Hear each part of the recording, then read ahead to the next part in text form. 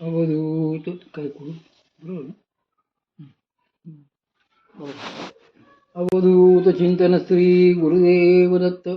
माझ्या सर्व साधक बंधू, आपण वामनराज प्रकाशनचे पुस्तक वाचण्याचे कार्य करत आहोत. तुम्ही पाहत आहातच. आता सध्या आपण साधना जिज्ञासा हे पुस्तक साधकांसाठी परमपूज्य मामा आपलं दादासाहेब कोरे महाराज यांनी हे पुस्तक साधना करणाऱ्या साधकांसाठी ज्या साधकांना जे प्रश्न पडतात साधनेबद्दल त्याची खोडकर उत्तर दिलेली आहेत. आज आपण प्रश्न असा विचारला आहे, जे आयुष्यभर सज्जनतेने आणि माणुसकीने वागतात, लोकांचे भलं करतात, त्यांना संत म्हणावे का? त्यांची गती काय होते? उत्तर: एखाद्या पुण्यवानाची होईल तशीच त्याचीही गती होते. एखादा व्यवहारामध्ये प्रामाणिक आहे, काटेकोर आहे, प्रेमळ आहे, इतरांवर उपकार करणारा आहे, तर अशाला शास्त्राने सज्जन या सदरात घातलेले आहे. तो संतजन या प्रकाराला नाही, सज्जन आहे. म्हणूनच त्याने केलेल्या सगळ्या सत्कर्मामुळे, चांगले वागण्यामुळे, चांगले बोलण्यामुळे, लोकांना उपकार करण्यामुळे जे काही पुण्य होते, त्या पुण्याने स्वर्गाचा भोग मिळतो असे सांगितले आहे. अशा लोकांना वेगवेगळ्या स्वर्गलोकांची किंवा त्यांच्या सज्जनतेला तपाची ही जोड मिळाली असेल तर आणखी वरच्या लोकांचीही प्राप्ती होते, पण त्यांचा मोक्ष होत नाही. प्रश्न: सदाचारी मनुष्यालाही मोक्ष मिळणार नाही का? मोक्षाकरिता त्याचं उत्तर परमपूज्य दादा देतात. मोक्षाकरिता नुसते सदाचारी असून उपयोग नसतो. एखादा जरी सदाचारी असला तरी प्रामुख्याने त्याच्यापाशी श्रद्धाही पाहिजे. त्याने परमेश्वराचे अस्तित्व मानले पाहिजे आणि त्यावर विश्वासही ठेवला पाहिजे. असे नसेल तर सदाचारी असूनही परमेश्वराला मानून त्याबद्दल तो काही वेडेवाकडे बोलला आणि चुकून त्याने जर त्या स्वमताचा प्रचार केला तर सदाचाराने होणारे पुण्य बाजूलाच राहते आणि शिवाय त्याच्या पदरात ईश्वर निंदेचे पाप येते. शास्त्राने आचारशील मनुष्यामध्येही विभाग करून ठेवले आहेत. त्यामुळे एखादा नुसताच सदाचारी असून उपयोगाचे नाही, तर त्याने सश्रद्ध व आस्तिकपण असले पाहिजे. त्याची शास्त्रमत संत वचनांवर श्रद्धा पाहिजे. शिवाय त्याच्या शुद्ध पुण्याईने त्याच्यावर सद्गुरु कृपा देखील झाली पाहिजे, तरच तो मोक्षाच्या मार्गाला लागला असे म्हणता येईल. प्रश्न: अशा सदाचारी लोकांना आपण दीक्षा दिलीत तर? उत्तर: आपल्याला सर्वप्रथम एक सूत्र लक्षात ठेवले पाहिजे. ते हे की कोणालाही जाणून बुजून मारून मटकून परमार्थ देता येत नसतो. त्याची ती वेळच यावी लागते, त्या वेळेलाच ते व्हावे लागते. त्याच्या स्वभावात त्या दृष्टीने तेवढा तरी बदल अपेक्षित असतो. त्याला परमार्थाला लागाव्याचे वाटले पाहिजे. प्रत्येकच व्यक्ती ज्याच्या त्याच्या कर्माप्रमाणे वागत असते. मात्र एक गोष्ट निश्चित आहेच की आज ना उद्या या जगातला प्रत्येक जीव शेवटी श्री भगवंतांकडे जाणार आहे. जसा त्यांचाच संकल्प आहे की मी एक आहे ते बहुत व्हावे, तसा त्यातच दुसराही भाग आहेच ना की जे बहुत आहे ते एक व्हावे.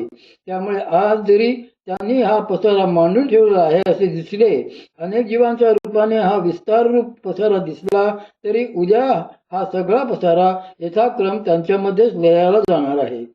अशी कल्पना करा की सगळेचे सगळे जीव एका क्षणातच परमेश्वरात लय पावले तर मग प्रपंच काय राहिला? म्हणून जेव्हा त्यांच्या इच्छेने आणि जीवांच्या कर्मांनी त्यांची योग्य वेळ येईल तेव्हाच त्या जीवाला परमार्थाचा मार्ग दिसेल. आपण सांगून यातले काही होत नसते. प्रश्न: गुरु शुक्रांच्या अस्तामध्ये दीक्षा का दिल्या जात नाहीत? उत्तर: गुरु आणि शुक्राचे अस्त असताना शास्त्रानुसार दीक्षा होत नाही. कारण गुरु हा वेदविद्येचा कारक आहे आणि शुक्र हा मंत्रविद्या तंत्रविद्या यांचा कारक आहे. या आपल्या दीक्षेमध्ये वेदविद्येची म्हणजे महायोगाची प्राप्ती आणि परंपरेच्या महामंत्राची प्राप्ती असे दोन्ही अनुष्ठित असते. शक्तिपाताने या दोन्हींचे ज्ञान प्रगट होते. म्हणून गुरु आणि शुक्र यांच्या अस्तामध्ये दीक्षा होत नाहीत. त्याचप्रमाणे काही तिथी अशा आहेत की ज्या तिथीवर दीक्षा होत नाहीत. 27 नक्षत्रांपैकी केवळ 9च विशिष्ट नक्षत्रे अशी असतात की त्यांच्यावर उत्तम दीक्षा होतात. इतर नक्षत्रांवर त्या तशा सुफल होत नाहीत. अशा प्रकारे शास्त्राप्रमाणे दीक्षांसाठीही मुहूर्त असतो. केवळ विशिष्ट वेळ येऊन चालत नाही, तर त्याला मुहूर्तही लागतो. प्रश्न: गुढीपाडव्याला आपण गुढी उभारतो, त्यावर आपण जो कलश ठेवतो तो का ठेवतो? उत्तर: गुढी ही सामान्य रूपाने आपल्या लिंगदेहाचे प्रतीक आहे. ब्रह्मदेवाने चैत्र शुद्ध प्रतिपदेलाच समस्त जग निर्माण करून कालगणनाही सुरू केली होती. म्हणून ब्रह्मपुराण व भविष्य पुराणात तसेच व्रतराजात गुढीचा विधी सांगितला आहे. आपल्याला रामायणातली गुढीची कथा माहीत असेलच. असे सांगतात की ज्यावेळी रावणावर विजय मिळवून प्रभू श्रीरामचंद्र अयोध्याला परत आले आणि नगरात प्रवेशले, तोच हा पाडव्याचा दिवस होता. त्यांच्या विजयाप्रित्यर्थ त्यावेळी गुढ्या उभारल्या गेल्या होत्या.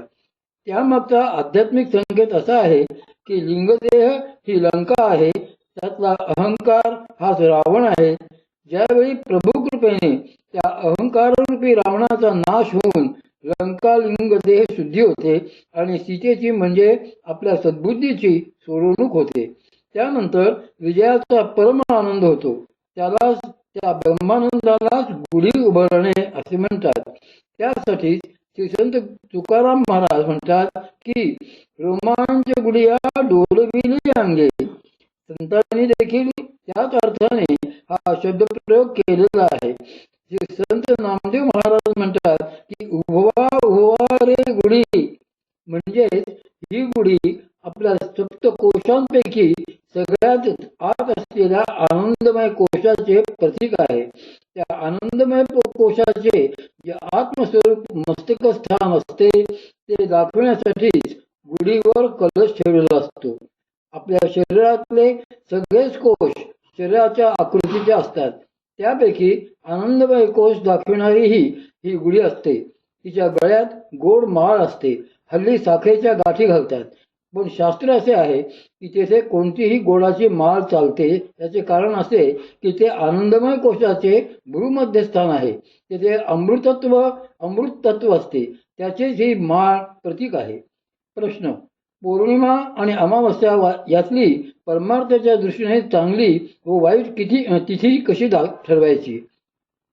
मुहूर्त हे देखील एक शास्त्र आहे. त्या शास्त्रांप्रमाणे त्या त्या विशिष्ट मुहूर्तावर, त्या त्या नक्षत्रांवर, त्या त्या तिथींवर विशिष्ट गोष्टी कराव्यात असा नियम आहे. त्यानुसार हा जो अमावस्येचा दिवस असतो तो परमार्थातील तत्वज्ञान साधनाच्या दृष्टीने शुभ मानलेला आहे. आजकाल लोक अमावस्येला नाही त्या गोष्टी करतात. मध्यंतरी मी नाशिकला गेलो होतो. तिथे एक प्रसिद्ध टीव्ही स्टार महाराज आले होते. त्यांनी त्यांच्या कार्यक्रमात जाहीर सामुदायिक मंत्रदीक्षा दिल्या, त्याही अमावस्येला. हा प्रकार मात्र शास्त्रांना सोडून आहे. संतांनी अमावस्या कशाकरता चांगली मानली आहे हे यासाठी समजून घेतलं पाहिजे. अमावस्येला सूर्य आणि चंद्र एकाच राशीला असतात. ते त्या दिवशी एकदमच उगवतात आणि एकदमच मावळतात. म्हणून आपणास चंद्र दिसत नाही. तसेच पौर्णिमेला सूर्य आणि चंद्र हे समोरासमोर असतात. त्यामुळे आपल्याला असे दिसते की सूर्यास्ताच्या वेळी समोर चंद्र उगवत असतो. संतांनी परमार्थदृष्ट्या पौर्णिमा चांगली मानलेली नाही, तर अमावस्या चांगली मानलेली आहे. याचे कारण असते की आत्म्याचा कारक सूर्य आणि मनाचा कारक चंद्र असतो. चंद्र आणि सूर्य एकत्र आले म्हणजे मन आत्म्यापाशी लय पावलेले असते. त्यावेळी आत्मसाक्षात्कार होतो. म्हणून वद्य चतुर्दशी, अमावस्या या तिथी आपल्याकडे परमार्थाच्या दृष्टीने शुभ मानलेल्या आहेत. त्या दिवशी जर कोणाचा जन्म झाला असेल तर ते त्या जीवाच्या परमार्थाच्या दृष्टीने चांगलेच मानलेले आहे. तेच जर पौर्णिमेचा जन्म असेल तर मन आणि आत्मा एकमेकांच्या समोरासमोर असतात. याचाच अर्थ असा की त्या जीवाच्या वासना प्रपंचभोगाकडे अधिक धावत असतात. म्हणून संत सांगतात की आमच्या ठिकाणी जी पौर्णिमा हवी ती ज्ञानाची आणि अमावस्या हवी ती भक्तीची. साधकांना ज्ञानाची पौर्णिमा का व्हावी यासाठी माऊली सांगतात की अगा विश्वेकधामा तुझा प्रसाद चंद्रमा करू मज पौर्णिमा पूर्तीची जी जी अवलोकिल्या माते उन्मेष सागरी भेटते गोसंडेल स्फूर्तीचे रसवृत्तीचे. करुणामय सद्गुरूंच्या कृपाचंद्राचा हृदयाकाशात उदय झाला की आपल्या मूळ ज्ञानसागराला भरती येते. म्हणून संत ज्ञानाची पौर्णिमा म्हणतात आणि भक्तीची अमावस्या म्हणतात. भक्तीमध्ये आत्मनिवेदन श्रेष्ठ आहे, म्हणजे भगवत तत्वामध्ये मिसळून जाणे श्रेष्ठ आहे. ते अमावस्याला होते, तेथे आत्मस्वरूप आणि मन एकत्र येतात. म्हणून भक्तीमध्ये अमावस्या चांगली मानलेली आहे. प्रश्न: नामस्मरणासाठी शुभ अशुभ तिथी मुहूर्त वगैरे गोष्टी पाहाव्यात का? उत्तर: जेव्हा काही सकाम अनुष्ठान करायचे असते किंवा व्रत वैकल्य करायचे असतात तेव्हा मुहूर्त शास्त्राप्रमाणेच वागायला पाहिजे.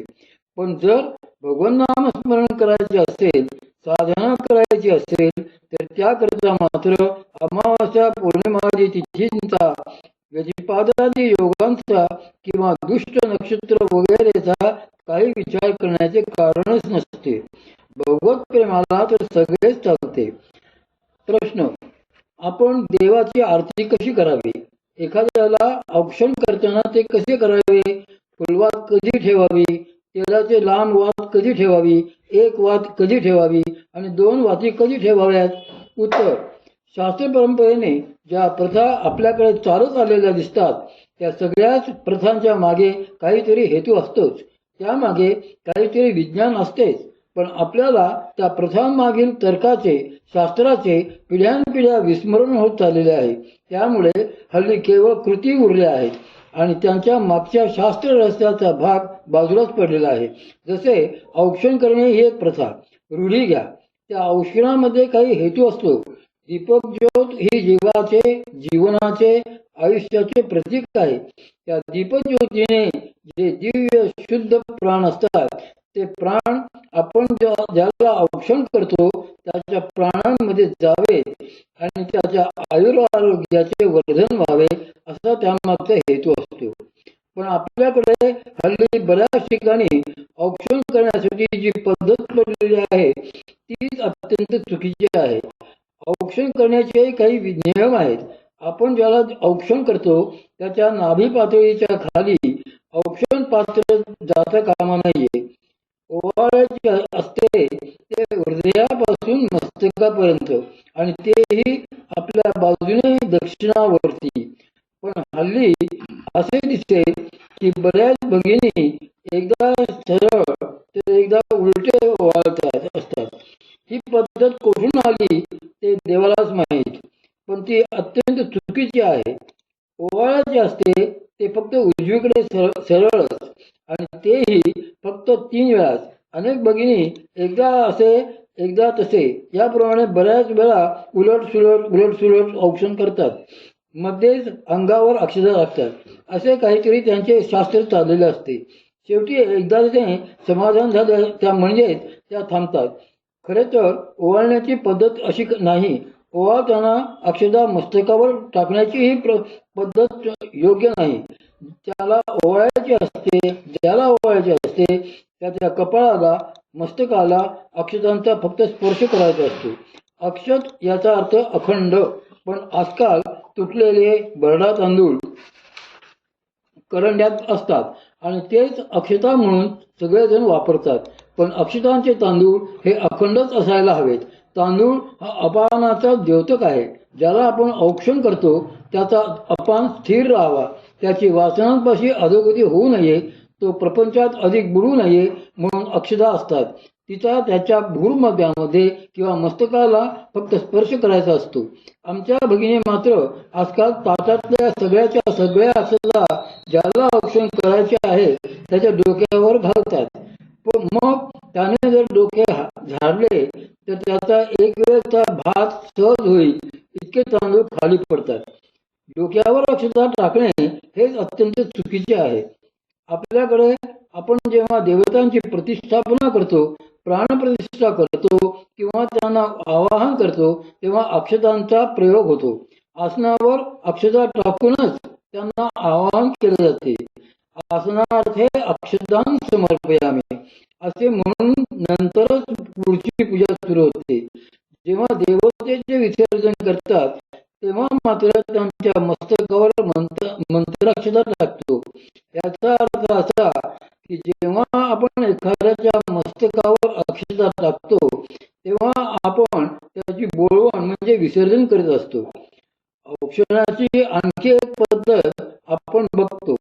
एखाद्या व्यक्तीला ओवाळताना काही जणी निरांजनात 4-4, 5-5 वाती लावतात. पण तेलाचा दिवा असल्यास त्यासाठी फक्त 2च वाती लावाव्यात आणि त्याही वेगवेगळ्या ठेवू नयेत. त्या एकत्र पिळून मगच लावाव्यात. त्यामागचा संकेत असा आहे की जीव आणि शिव हे भिन्न न राहता जशी 2 वातींची ज्योत एकच होते तसेच त्यांचे अद्वैत प्रत्ययाला येवो. जर योग्य पद्धतीने ओवाळले गेले तर त्या जीवामध्ये ज्योतीतील प्राण तेज संक्रमित होते. एके ठिकाणी यातलाच आणखी एक विचित्र प्रकार पाहण्यात आला. औक्षण ओवाळणे झाल्यावर जशी आपण आरती घेतो तशी त्या ओवाळणीची आरती घेतात असे दिसले. जेव्हा एखाद्या व्यक्तीला ओवाळले जाते तेव्हा असे करणे चुकीचेच आहे. आपण जेव्हा देवांना ओवाळतो तेव्हा एकदा सरळ आणि एकदा उलट ओवाळावे. याचा अर्थ असा की निरांजनातील प्राणज्योतीमध्ये जे प्राणतत्व असते ते आपण देवांच्या मूर्तीत प्रेषित करतो आणि त्या मूर्तीत जे प्रतिष्ठापित तत्व असते त्याला त्या प्राणाचा स्पर्श होऊन प्राण शक्तियुक्त होतात आणि ते परत निरांजनाच्या ज्योतीत येतात. म्हणूनच पद्धत अशी आहे की 3 वेळा सरळ आणि उलट ओवाळून नंतर ती आरती घ्यावी.